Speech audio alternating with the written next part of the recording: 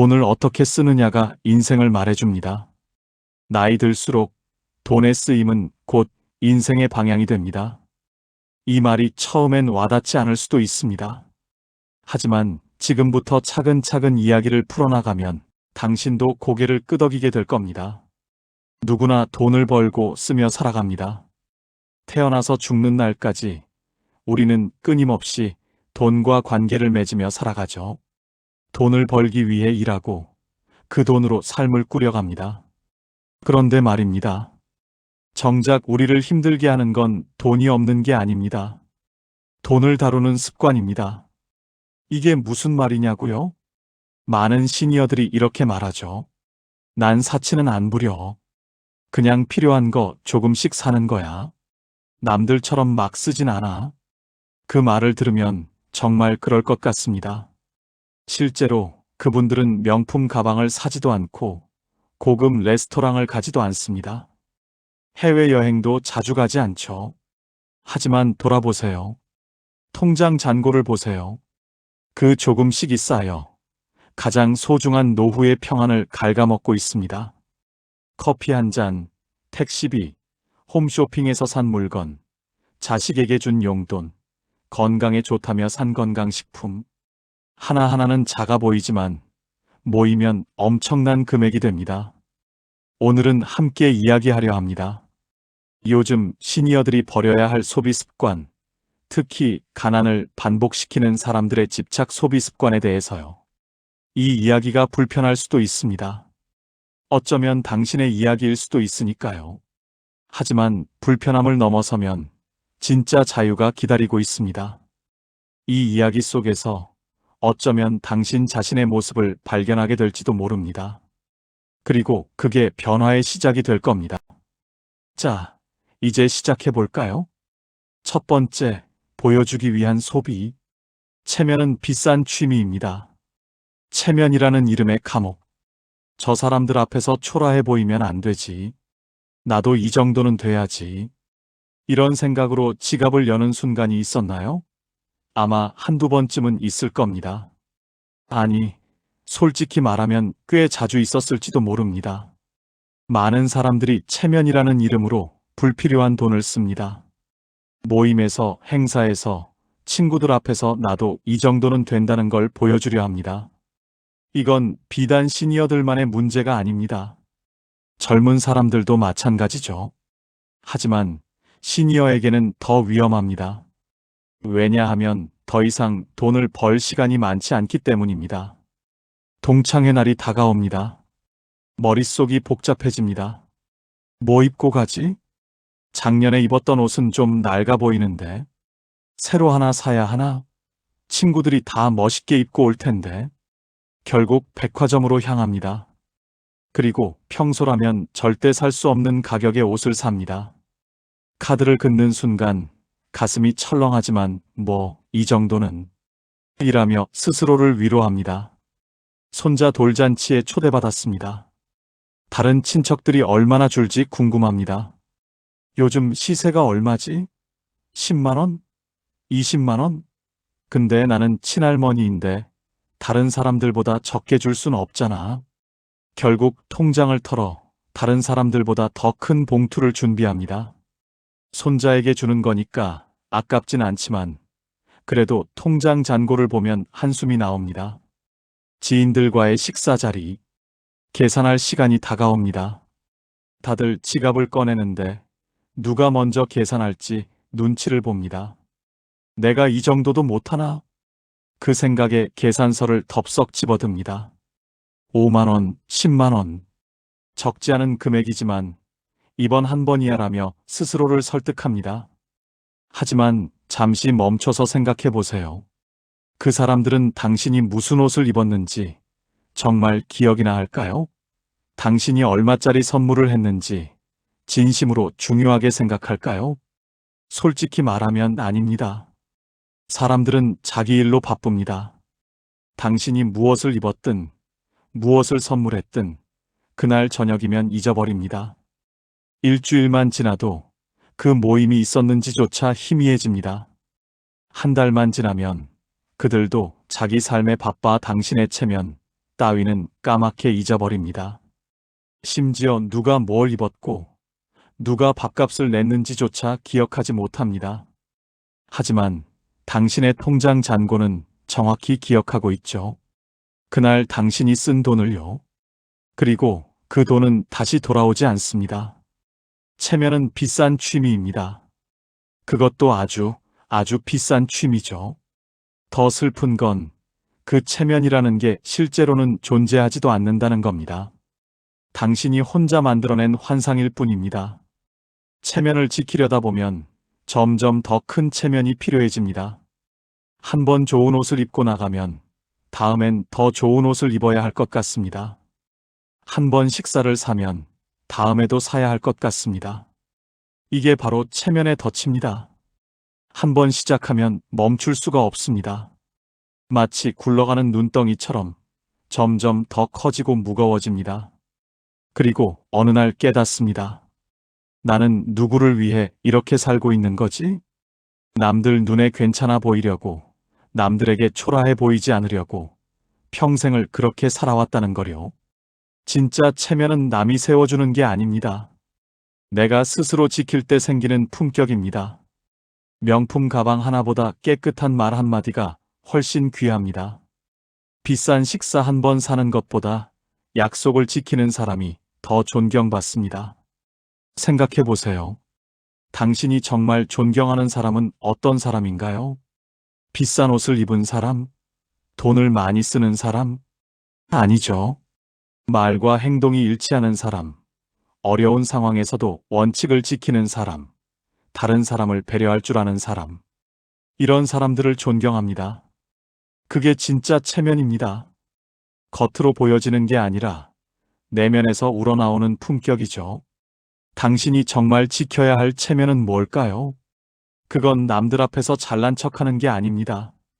자신의 원칙을 지키며 사는 것입니다. 필요 없는 곳에 돈을 쓰지 않는 용기를 갖는 것입니다. 미안하지만 나는 오늘 더치페이 할게. 좋은 옷이긴 한데 나한테는 좀 비싸서 말이야. 이번엔 내가 못 가겠어. 다음에 보자. 이런 말을 할 수 있는 게 진짜 체면입니다. 남의 시선 때문이 아니라 나의 선택으로 사는 것이죠. 보여주기 위해 산 물건은 결국 당신의 진짜 삶을 가려버립니다. 그 화려한 겉모습 뒤에 불안하고 초라한 진짜 모습이 숨어 있게 됩니다. 한번 생각해 보세요. 만약 당신이 남의 시선에서 자유로워진다면 얼마나 많은 돈이 남을까요? 얼마나 많은 스트레스가 사라질까요? 동창회에 편한 옷을 입고 가도 괜찮습니다. 친구들과의 식사에서 더치페이를 해도 괜찮습니다. 손자에게 마음 가는 만큼만 줘도 괜찮습니다. 나는 나답게 산다. 이 한마디가 얼마나 큰 자유를 주는지 체면을 내려놓은 사람들은 압니다. 처음엔 어색할 수 있습니다. 다른 사람들이 뭐라고 할까봐 걱정될 수도 있습니다. 하지만 시간이 지나면 알게 됩니다. 아무도 신경 쓰지 않는다는 걸요. 오히려 진솔한 모습이 사람들에게 더 호감을 줍니다. 있는 척, 잘난 척하는 사람보다 솔직하고 자연스러운 사람이 훨씬 매력적이니까요. 진짜 부자는 많이 가진 사람이 아니라 남의 시선이 필요 없는 사람입니다. 자기 기준으로 사는 사람입니다.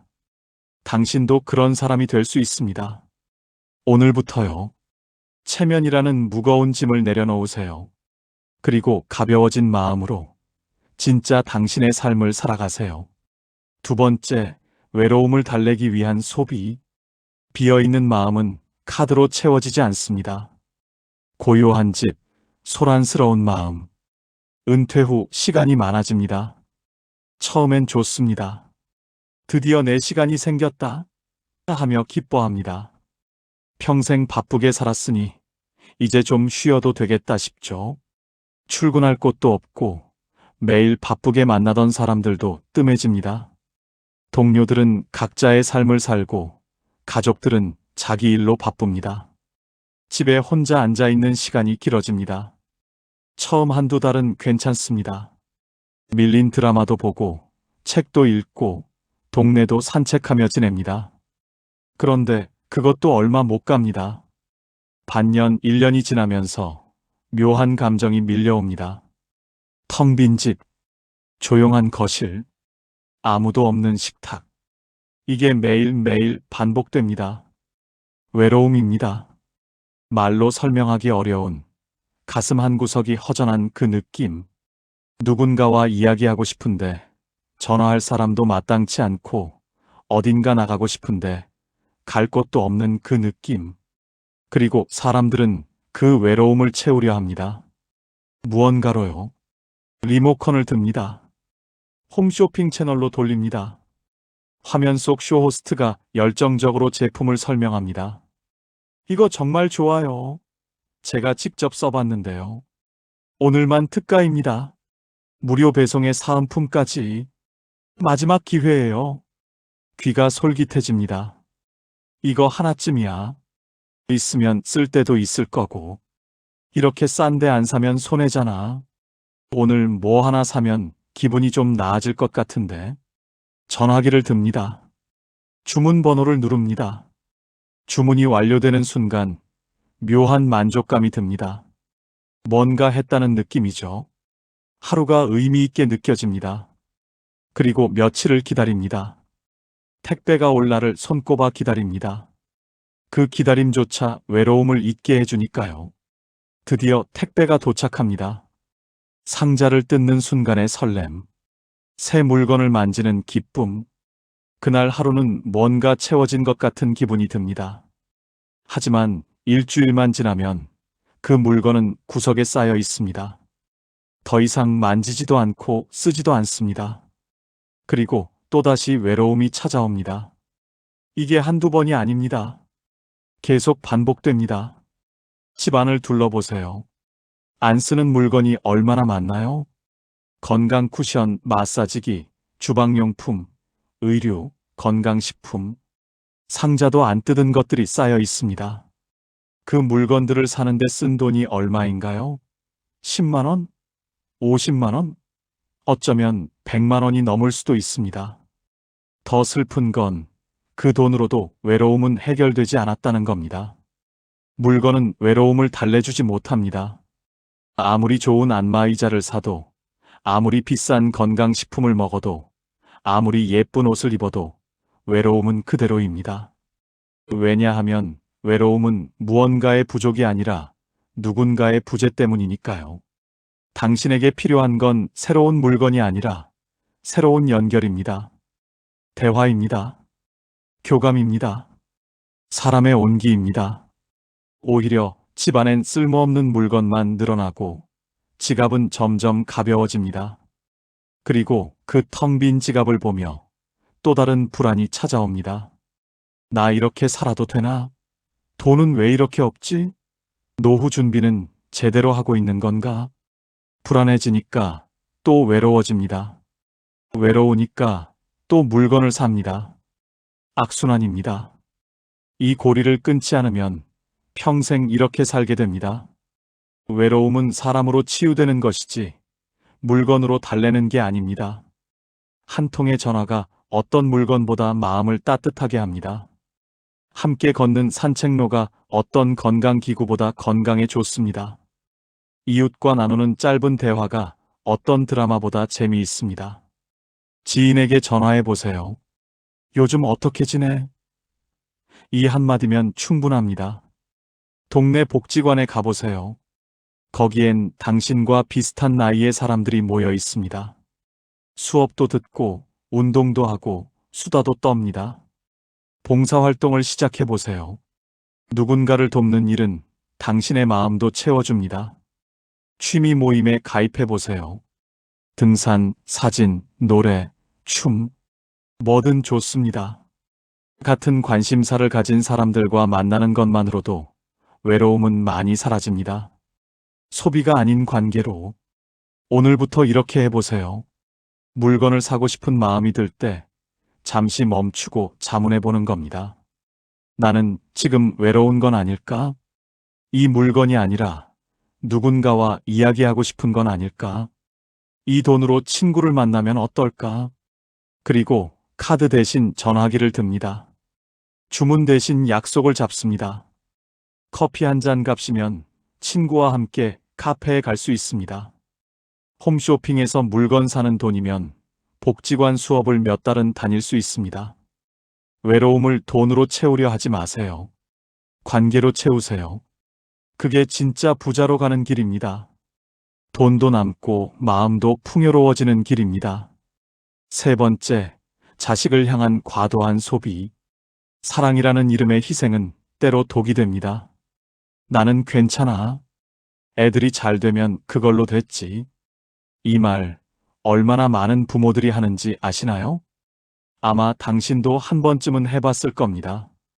어쩌면 지금도 그렇게 생각하고 있을지 모릅니다. 자식을 위해서라면 뭐든지 할 수 있다고, 내가 조금 힘들어도 괜찮다고 말합니다. 그리고 실제로 그렇게 삽니다. 자식이 집을 사려면 적금을 깨줍니다. 나는 전세로도 충분해. 얘들은 내 집이 있어야지. 하며 평생 모은 돈을 내놓습니다. 손주가 태어나면 육아비를 대줍니다. 마음 편히 애 키우라고. 내가 도와줄게. 하며 매달 얼마씩 보태줍니다. 명절이면 큰 돈을 용돈으로 줍니다. 이거 가지고 필요한 거 사. 너희도 쓸 때 많잖아. 하며 봉투를 건넵니다. 부모된 돌이라는 이름으로요. 그 마음이 나쁜 건 아닙니다. 오히려 너무나 아름답고 숭고한 마음입니다. 하지만 조심해야 합니다. 사랑도 때로는 독이 될 수 있으니까요. 자식에게 과도하게 돈을 쓰면 자식은 감사보다 의존을 배웁니다. 처음엔 고맙다고 합니다. 부모님, 정말 감사해요. 어떻게 갚아야 할지 모르겠어요. 라며 눈물까지 글썽입니다.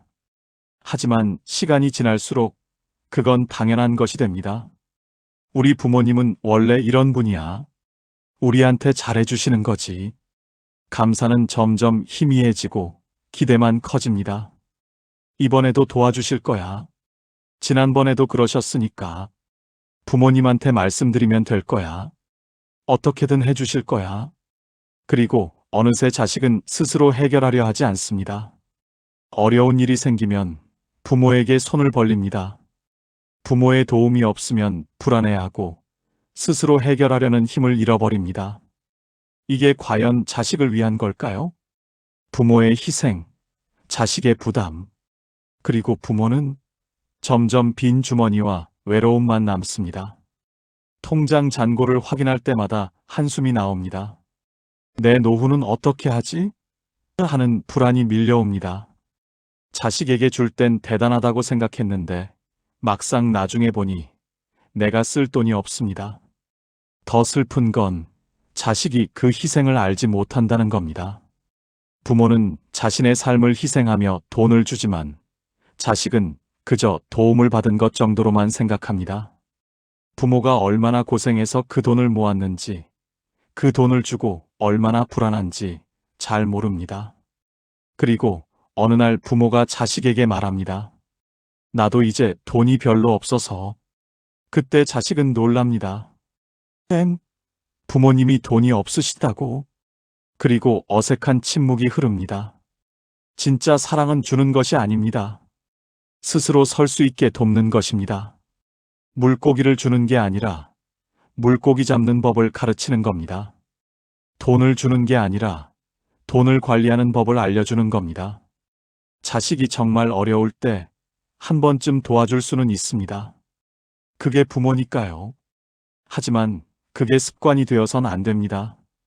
자식이 부모에게 의존하는 게 당연해져서는 안 됩니다. 진짜 좋은 부모는 자식에게 물고기를 주는 사람이 아니라 자식이 스스로 낚시할 수 있게 만드는 사람입니다. 당신이 여유로울 때 자식도 마음이 편해집니다. 부모님이 돈 걱정 없이 편하게 사시는구나. 이 생각이 자식에게 얼마나 큰 안심을 주는지 아시나요? 자식은 걱정합니다. 말은 안 해도 마음속으로 늘 걱정합니다. 부모님은 잘 지내시나? 돈은 괜찮으신가? 나중에 아프시면 어떡하지? 부모가 여유롭게 살면 자식은 그 걱정에서 자유로워집니다. 그리고 자기 삶에 집중할 수 있습니다. 반대로 부모가 쪼들리면서 자식에게 주면 자식은 오히려 죄책감을 느낍니다. 내가 부모님 돈을 받아도 되나? 부모님은 괜찮으신 건가? 하는 불편함이 생깁니다. 그리고 그 죄책감은 관계를 불편하게 만듭니다. 자주 연락하기도 어렵고 만나도 눈치가 보입니다. 이게 정말 좋은 관계일까요? 경계를 지키는 것도 사랑입니다. 사랑에도 경계가 필요합니다. 자식을 사랑하되 내 삶을 포기하지 않는 것, 도와주되 의존하게 만들지 않는 것. 이게 성숙한 사랑입니다. 이건 내가 할 수 없어. 내가 스스로 해결해야 해. 이 말을 할 수 있는 부모가 진짜 성숙한 부모입니다. 처음엔 자식이 섭섭해할 수 있습니다. 부모님이 왜 그러세요? 할 수도 있습니다. 하지만 시간이 지나면 압니다. 그게 진짜 사랑이었다는 걸요. 부모가 자신을 믿고 자신이 스스로 설 수 있다고 믿어준 거라는 걸요. 선을 긋는 용기. 이번엔 도와줄 수 없어. 너희도 이제 어른이야. 스스로 해결해봐. 나도 노후 준비를 해야 해. 이해해줘. 이런 말을 하는 게 결코 냉정한 게 아닙니다. 오히려 책임감 있는 태도입니다. 당신의 노후도 소중합니다. 당신의 평안도 가치 있습니다. 자식을 위해 당신의 전부를 쏟아붓지 마세요. 당신도 당신의 삶을 살 자격이 있습니다. 자식을 사랑하되 경계를 지키세요. 도와주되 의존하게 만들지 마세요. 그게 자식을 위한 길이고 당신을 위한 길이며 진짜 가족을 위한 길입니다. 네 번째, 건강을 돈으로 사려는 소비. 건강은 약보다 습관입니다. 기적을 파는 사람들. 이거 먹고 나았다더라. 이걸 사면 10년은 젊어진대. 관절이 좋아진다더라. 텔레비전을 켜면, 인터넷을 열면 온갖 건강식품 광고가 쏟아집니다. 화면 속 모델들은 건강하고 활기차 보입니다. 70대, 80대인데도 등산을 하고 골프를 치고 손주들과 뛰어놉니다. 저는 이걸 먹고 이렇게 건강해졌어요. 그 말에 혹합니다. 관절에 좋다는 것, 혈관을 깨끗하게 한다는 것, 암을 예방한다는 것, 치매를 막아준다는 것, 면역력을 높인다는 것. 나도 저렇게 되고 싶은데. 그 마음에 주문을 합니다. 건강식품, 마사지기, 기적의 효능을 말하는 보조제들이 집안에 쌓여갑니다. 한 달에 수십만 원씩 들어가는 건강식품들이 냉장고와 찬장을 채웁니다. 나이 드니까 건강은 챙겨야지. 아프면 더 돈 들잖아. 스스로를 납득시킵니다. 건강식품 시장은 불안을 팝니다. 지금 안 먹으면 나중에 후회해요. 이걸 안 드시면 큰일 나요. 같은 나이인데 어떤 분은 이렇게 건강하시고 어떤 분은 이런 식으로 불안을 조장합니다. 그리고 그 불안의 해답으로 자신들의 제품을 내밉니다. 더 교묘한 건 체험단을 내세운다는 겁니다. 저는 이걸 먹고 정말 좋아졌어요. 전에는 계단 오르기도 힘들었는데 지금은 등산도 해요. 그 말이 거짓은 아닐 수 있습니다. 하지만 그게 제품 덕분인지 다른 이유 때문인지는 알 수 없습니다. 어쩌면 그분은 건강식품을 먹으면서 동시에 운동도 시작했고 식단도 개선했을 수 있습니다. 그런데 광고는 모든 공을 건강식품에 돌립니다. 돈으로 살 수 없는 것. 하지만 진실을 말씀드리겠습니다. 건강은 돈으로 살 수 없습니다. 물론 좋은 약과 보조제가 도움이 될 수는 있습니다. 특정 영양소가 부족한 경우 보충제가 필요할 수도 있습니다. 하지만 그건 기본이 있을 때의 이야기입니다.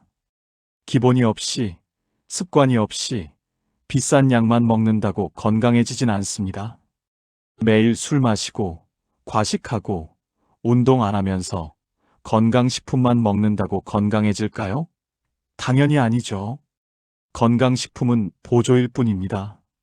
메인은 당신의 생활 습관입니다. 진짜 건강은 비싼 약이 아니라 꾸준한 습관이 만듭니다. 첫째, 걷기입니다. 매일 30분 동네를 걷는 것. 이게 어떤 영양제보다 강력합니다. 걷기는 심장을 튼튼하게 하고 근육을 유지시키고 뼈를 강화시킵니다. 혈액순환을 도와주고 혈압을 낮춰주고 당뇨를 예방합니다. 게다가 정신 건강에도 좋습니다. 걸으면서 햇빛을 쏘이면 세로토닌이 분비되어 우울감이 줄어듭니다. 자연을 보면서 걸으면 스트레스가 해소됩니다. 이 모든 효과를 한 달에 수십만 원짜리 건강식품이 줄 수 있을까요? 둘째, 절제된 식사입니다. 과식하지 않고 골고루 먹고 가공식품을 줄이는 것. 이게 어떤 건강식품보다 중요합니다. 채소와 과일을 충분히 먹고 단백질을 적절히 섭취하고 물을 충분히 마시는 것. 늦은 밤에 야식을 먹지 않고 짜고 매운 음식을 줄이고 술을 절제하는 것. 이런 기본적인 식습관이 제대로 잡혀 있어야 어떤 보조제든 효과가 있습니다. 셋째, 마음의 평온입니다. 스트레스를 줄이고 긍정적인 생각을 하고 좋은 사람들과 시간을 보내는 것. 이게 어떤 약보다 효과적입니다. 스트레스는 만병의 근원입니다. 스트레스를 받으면 혈압이 올라가고 면역력이 떨어지고 소화가 안 되고 잠을 못 잡니다. 반대로 마음이 편안하면 몸도 편안해집니다. 웃으면 면역력이 올라갑니다. 좋은 사람들과 이야기하면 스트레스가 해소됩니다. 걷기, 절제된 식사, 마음의 평온. 이 세 가지는 무료입니다. 한 푼도 들지 않습니다. 하지만 어떤 건강식품보다 강력합니다. 한 달에 수십만 원씩 건강식품에 쓰는 돈이 있다면 그 돈으로 좋은 식재료를 사세요. 신선한 채소와 과일을 사세요. 좋은 단백질을 사세요. 체육관 회원권을 끊으세요. 수영을 배우세요. 요가를 시작하세요. 친구들과 여행을 가세요. 문화센터 수업을 들으세요. 봉사활동을 하세요. 그게 훨씬 건강해지는 길입니다. 그게 돈도 아끼고 건강도 챙기는 길입니다. 광고의 유혹을 끊어내세요. 광고는 당신의 불안을 팝니다. 이걸 안 먹으면 큰일 나요. 지금 안 사면 후회해요. 같은 나이인데 왜 차이가 날까요? 이런 말들로 당신을 몰아갑니다. 불안하게 만들고 조급하게 만들고 결국 지갑을 열게 만듭니다. 하지만 냉정해지세요. 진짜 기적의 약이 있다면 병원에서 처방해 줄 겁니다. 의사가 권할 겁니다. 홈쇼핑에서 팔 이유가 없죠. 건강식품 회사는 당신의 건강을 위해 존재하는 게 아닙니다. 돈을 벌기 위해 존재합니다. 이걸 잊지 마세요. 정말 필요한 영양제가 있는지 궁금하다면 의사와 상담하세요. 혈액 검사를 해보세요. 어떤 영양소가 부족한지 확인하세요. 그리고 필요한 것만 드세요. 무작정 이것저것 먹는 게 능사가 아닙니다. 오히려 과다 복용이 해가 될 수도 있습니다. 건강은 돈으로 사는 게 아니라 매일매일 만들어가는 것입니다. 다섯 번째, 할인이라는 이름의 낭비. 싸다고 다 이익은 아닙니다. 세일의 마법. 50% 할인. 오늘만 특가. 1+1 행사. 선착순 100명. 이런 문구를 보면 마음이 흔들립니다. 심장이 빨리 뜁니다. 손이 가렵습니다. 이렇게 싼데 안 사면 손해잖아. 나중에 필요할 수도 있고 언제 또 이렇게 싸게 나올지 모르는데 그렇게 카트에 담습니다. 필요하지도 않은 물건을요. 마트에 갔습니다. 원래는 우유 하나만 사려고 했습니다. 그런데 입구에서부터 유혹이 시작됩니다. 2+1 행사. 과자가 보입니다. 원래 안 먹는 과자인데 이럴 때 사놔야지 하며 담습니다. 통조림이 반값입니다. 언젠가 쓸 수도 있지 하며 서너 개 담습니다. 양말이 5켤레에 10,000원입니다. 양말은 많아도 되지 하며 담습니다. 계산대에 가보니 예정보다 훨씬 많은 금액이 나옵니다. 이렇게 많이 샀나? 놀라지만 이미 늦었습니다. 가난한 사람일수록 세일이라는 단어에 약합니다. 싸게 사는 게 절약이라고 생각하기 때문입니다. 하지만 그건 착각입니다. 부자들은 필요한 것을 정가에 삽니다. 왜냐하면 필요한 것만 사니까 정가든 할인가든 상관없습니다. 가난한 사람들은 필요 없는 것을 할인가에 삽니다. 싸니까 이익이라고 생각합니다. 하지만 필요 없는 걸 사는 게 어떻게 이익일까요? 필요 없는데도 싸니까 산다는 이유로 물건이 쌓여갑니다. 창고엔 쓰지도 않는 휴지와 샴푸가 가득합니다. 냉장고엔 먹지도 못할 식품들이 유통기한을 넘깁니다. 그리고 집안은 점점 좁아지고 통장 잔고는 점점 줄어듭니다. 할인에는 함정이 있습니다. 첫째, 필요 없는 것을 사게 만듭니다. 원래 계획에 없던 것들을 사게 됩니다. 할인이 아니었다면 절대 사지 않았을 것들을요. 둘째, 과다 구매하게 만듭니다. 필요한 건 한 개인데 공짜에 혹해서 더 많이 삽니다. 셋째, 품질이 낮은 경우가 많습니다. 왜 할인할까요? 팔리지 않으니까, 재고니까, 유통기한이 임박했으니까입니다. 좋은 제품은 할인 안 해도 팔립니다. 진짜 절약은 싸게 사는 게 아닙니다. 안 사는 겁니다. 정말 현명한 소비는 이걸 사지 않아도 괜찮은가? 를 먼저 묻는 것입니다. 필요한지, 지금 당장 써야 하는지, 이미 비슷한 게 있진 않은지. 집에 가서 찬장을 열어보세요. 같은 물건이 여러 개 있진 않나요? 작년에 할인해서 산 걸 아직 다 못 쓰고 있진 않나요? 이 질문들을 통과한 것만 사야 합니다. 할인이든 정가든 상관없이요. 싸게 산 낭비는 비싸게 산 행복보다 더 큰 손해를 줍니다. 5,000원짜리 물건을 10개 샀다면 5만 원을 쓴 겁니다. 50% 할인이니까 원래 가격으로는 10만 원어치를 샀다고 뿌듯해합니다. 하지만 그 10개 중 실제로 쓰는 건 한두 개뿐입니다. 나머지 8개는 집 어딘가에 쌓여 있다가 결국 버려지거나 유통기한이 지나갑니다. 결국 4만 원을 버린 셈이죠. 아니, 원래 가격으로 따지면 8만 원을 버렸습니다. 이게 절약일까요? 낭비입니다. 반면 정말 필요한 물건을 정가에 샀다면 비록 비싸더라도 그건 낭비가 아닙니다. 가치 있는 소비입니다. 그 물건을 잘 쓸 테니까요. 할인이라는 단어는 우리 뇌를 속입니다. 50% 할인을 보면 우리 뇌는 50%를 번다고 착각합니다. 하지만 실제로는 50%를 쓰는 겁니다. 벌지 않습니다. 10만 원짜리를 5만 원에 샀어. 이렇게 생각하면 뿌듯합니다. 5만 원을 번 것 같습니다. 하지만 실제로는 5만 원을 쓴 겁니다. 그걸 안 샀다면 5만 원이 통장에 그대로 있을 텐데요. 할인은 당신이 돈을 벌게 하지 않습니다. 오히려 더 많이 쓰게 만듭니다. 할인 광고를 볼 때마다 이렇게 생각해 보세요. 이게 정가라면 그래도 살 건가? 만약 대답이 아니오라면 할인가에도 사지 마세요. 그건 필요 없는 거니까요. 이게 내일 다시 정가로 돌아간다면 후회할까? 만약 후회하지 않을 것 같다면 그건 필요 없는 겁니다. 이게 지금 당장 없으면 불편할까? 만약 불편하지 않다면 그건 나중에 사도 됩니다. 이 세 가지 질문을 통과한 것만 사세요. 그래야 진짜 절약입니다.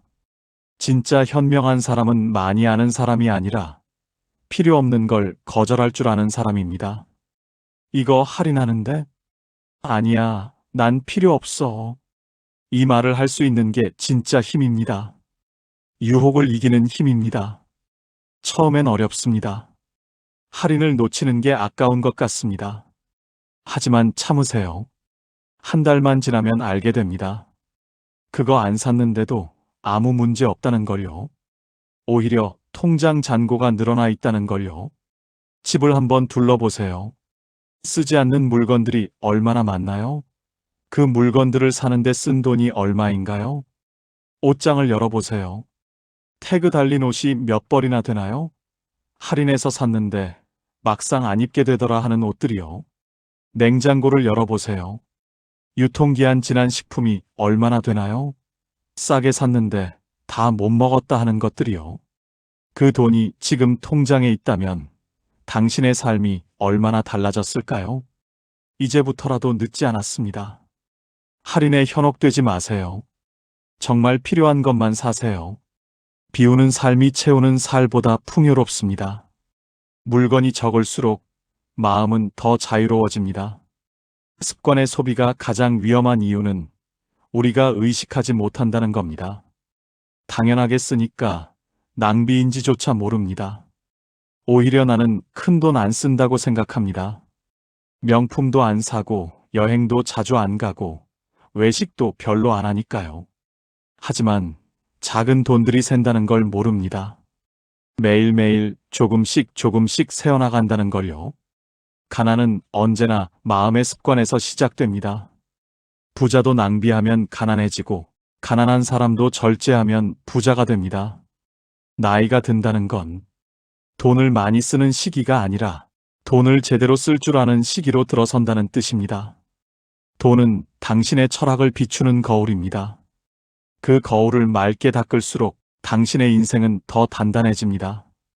오늘 불필요한 소비 하나를 멈춘 당신은 이미 부자가 되는 길에 들어섰습니다. 돈이 아니라 삶을 선택하는 것입니다. 오늘 우리는 많은 이야기를 나눴습니다. 보여주기 위한 소비, 외로움을 달래기 위한 소비, 자식을 향한 과도한 소비, 건강을 돈으로 사려는 소비, 할인이라는 이름의 낭비, 습관의 소비, 그리고 진짜 풍요로움까지. 어쩌면 이 중 하나는 당신의 모습일 수도 있습니다. 어쩌면 여러 개가 당신의 이야기일 수도 있습니다. 그래도 괜찮습니다. 깨닫는 게 시작이니까요.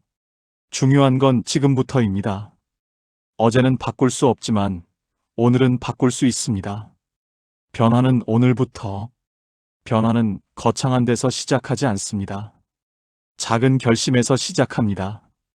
오늘부터 커피는 집에서 마셔야지.